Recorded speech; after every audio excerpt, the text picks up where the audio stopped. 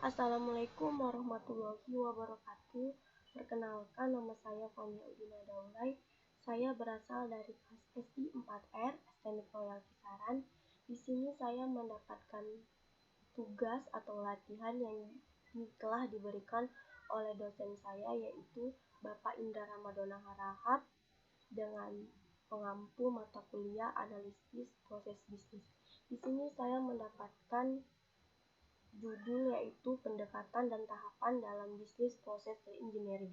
Langsung saja, bahwa bisnis proses engineering atau BPR merupakan pendekatan manajemen bisnis berfokus pada analis dan desain alur kerja dan proses bisnis dalam sebuah organisasi, serta suatu proses merubah proses bisnis secara radikal dan dramatis agar bisnis proses tersebut menjadi lebih efektif dan efisien. Di sini dapat kita jelaskan bahwa bisnis proses engineering itu adalah kita disuruh merubah lagi proses bisnis itu agar nantinya menjadi lebih efektif atau efisien dan akan mendapatkan hasil yang telah kita inginkan pada sebelumnya.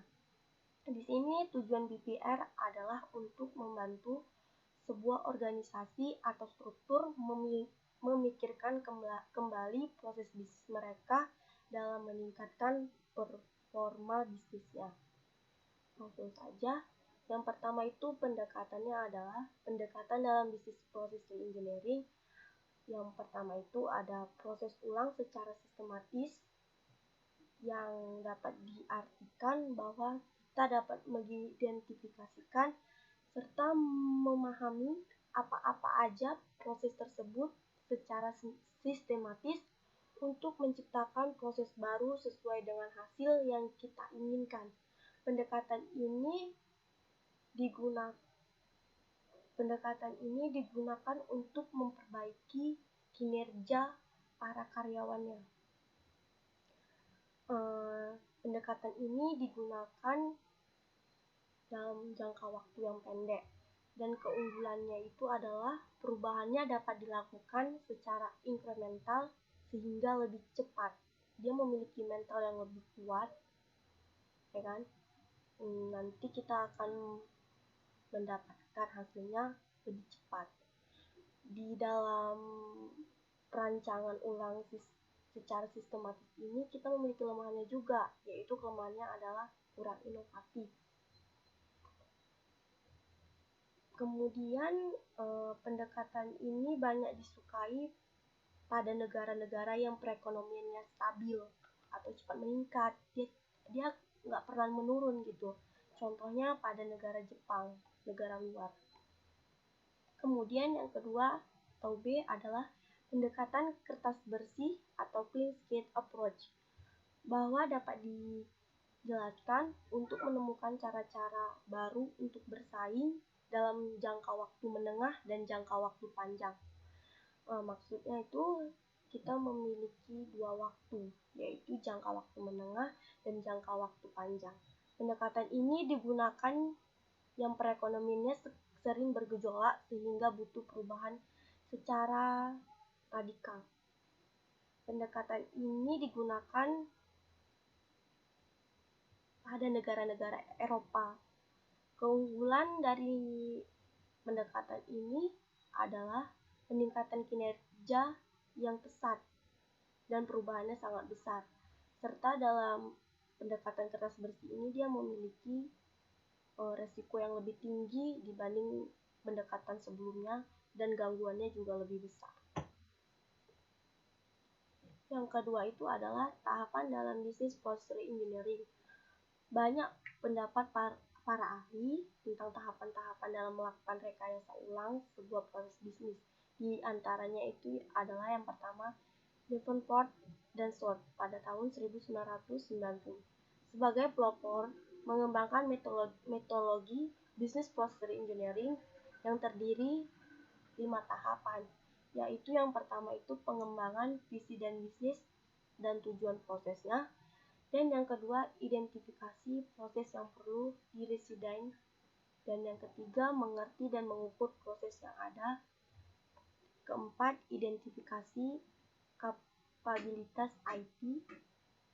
Dan yang kelima adalah desain dan buat prototipe proses baru.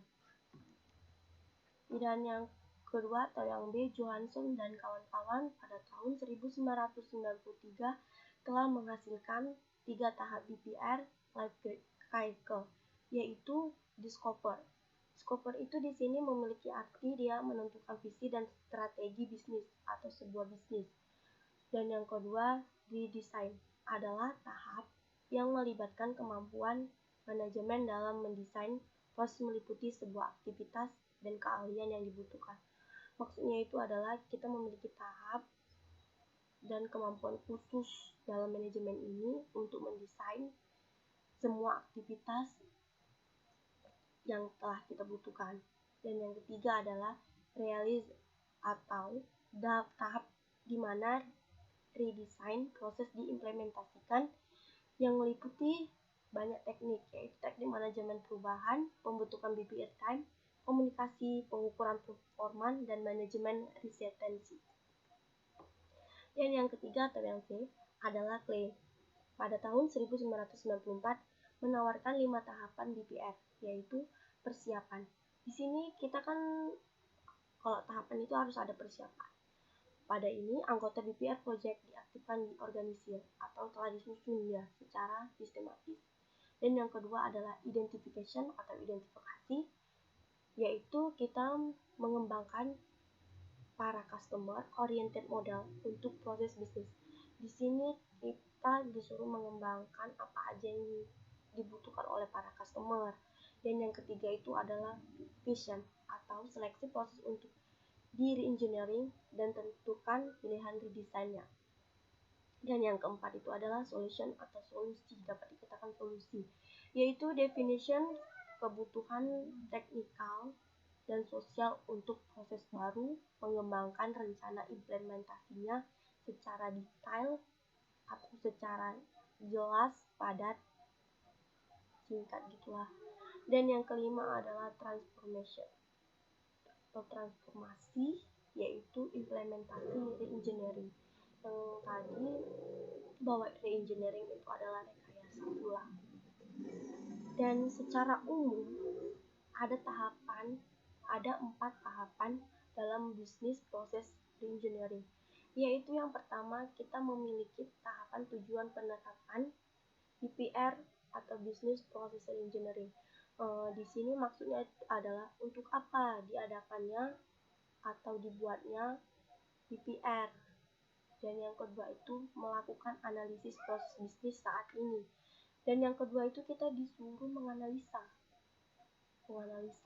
yaitu apa yang sedang kita jalankan proses pada saat ini kita analisa dengan sebaik-baiknya dan agar nantinya mendapatkan hasil yang kita inginkan pada planning kita sebelumnya. Dan yang ketiga adalah melakukan perencanaan proses bisnis yang baru. Jika bisnis yang lama itu tidak berhasil, kita harus kita harus memiliki rancangan untuk proses bisnis yang baru. Kita udah planning lah. Kalau misalnya bisnis yang pertama nggak jalan, kita langsung aja tahap demi tahap kita melakukan proses bisnis yang baru. Dan yang keempat itu adalah melakukan validasi. Serta yang kelima adalah implementasi proses bisnis yang baru. Itulah tadi kita udah siap perancangannya, jika tidak jadi kita udah ada bisnis yang baru dan apa yang ingin kita jalankan. Sudah sampai situ aja. Di sini saya akan menyimpulkan dari pemahaman yang telah saya sampaikan tadi, bahwa jadi dapat disimpulkan bahwa pendekatan dan tahapan dalam bisnis proses engineering memiliki tidak banyak pendekatan serta memiliki banyak tahapan yang berbeda-beda tiap para pakar, namun memiliki tujuan dan arti yang sama. Demikianlah presentasinya, hanya inilah yang dapat saya sampaikan. Lebih dan kurangnya saya mohon maaf. Wabillahi taufiq wal hidayah. Assalamualaikum warahmatullahi wabarakatuh.